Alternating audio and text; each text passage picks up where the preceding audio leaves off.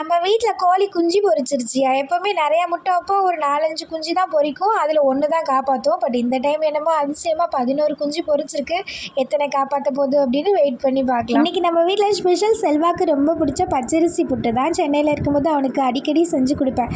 ஊருக்கு வந்ததுக்கப்புறம் ஒரே ஒரு டைம் அத்தைக்கு செஞ்சேன். மாவு சரியில்லை நினைக்கிறேன், ஒழுங்காக வரல, அதோட நானும் விட்டுட்டேன். இப்போ செல்வா சென்னையில் இருக்கும்போது நம்ம அடிக்கடி கொலைக்கட்டை அப்புறம் ரொட்டி அது இதுன்னு செஞ்சு சாப்பிட்றோமா. அவன் வந்தால் ஒன்றுமே செய்ய மாட்டேன்றான். அதனால தான் இன்றைக்கி சரி அவனுக்கு பிடிச்ச பச்சரிசி மாவு போட்டு ரெடி பண்ணிகிட்டு இருந்தேன். கொஞ்சமாக மாவு போடுறேன், நல்லா இல்லைன்னா என்ன பண்ணுறது அப்படின்னு சொன்னால், பட் எனக்கு இன்றைக்கி ஒரு நம்பிக்கை இருந்தது, செல்வா கூட இருக்கிறனால எப்படி இன்றைக்கி நல்லா தான் வரும் அப்படின்னு கொஞ்சம் மாவுலாம் கூட போட்டு தான் ரெடி பண்ணியிருந்தேன். உண்மையாகவே நான் எதிர்பார்த்தது தான், செம்மையாக நல்லா பொல்லுன்னு வந்திருந்தது.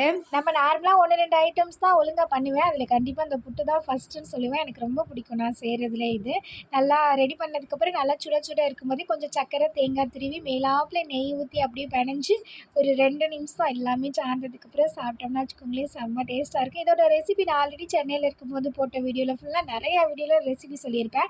உங்களுக்கு வேணும்னா கண்டிப்பாக செக் பண்ணி பாருங்கள். எல்லாமே ரெடியானதும் அப்படியே சுட சுட எல்லாருக்குமே எடுத்து கொடுத்தாச்சு. செம்ம டேஸ்ட்டாக இருந்தது. அத்தை செல்வா இருந்தால் தான் எல்லாம் நல்லா வருது அப்படின்னு சொல்லிட்டு இருந்தாங்க. இன்றைக்கி நம்ம ஹாஸ்பிட்டல் செக்கப் போனோம்ல, அதனால தான் வீடியோ ரொம்ப லேட்டு, கொஞ்சக்காதீங்க. இன்றைக்கி நம்ம ஃபேமிலியில் ஸ்னேகா, முஃபிஷா, லக்ஷனா, நந்தினி, இன்ஷிரா, ஃபாத்திமா, மோகன பிரியா, ராஷிதா, ஜெயின், நிதின், ரோஸ்மிகா அவங்களுக்கு இனிய பிறந்தநாள் நல்வாழ்த்துக்கள்.